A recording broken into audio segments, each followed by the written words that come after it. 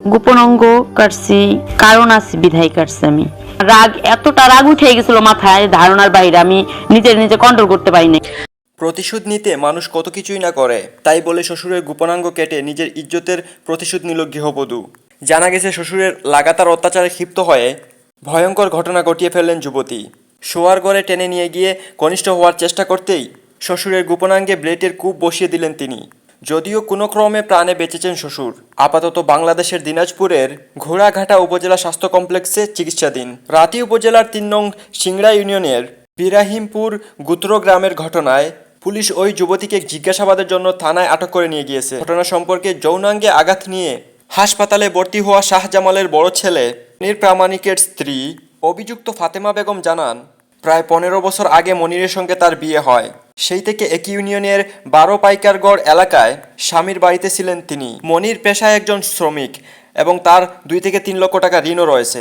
২ মাস আগে মনির নিজের বাড়ি বিক্রি করে ঋণ পরিশোধ করেন।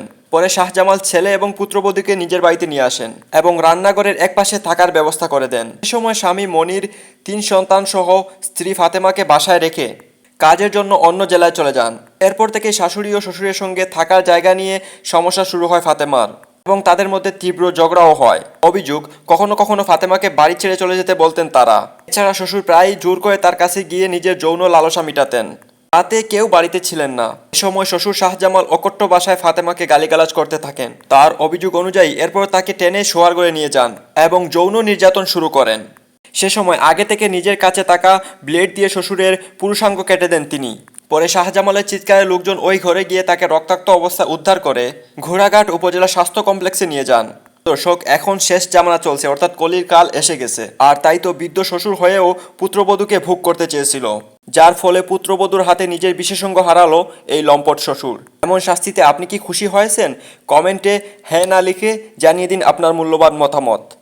আল্লাহ হাফিজ। আসসালামু আলাইকুম রহমতুল্লাহ ওয়া বারাকাতুহু।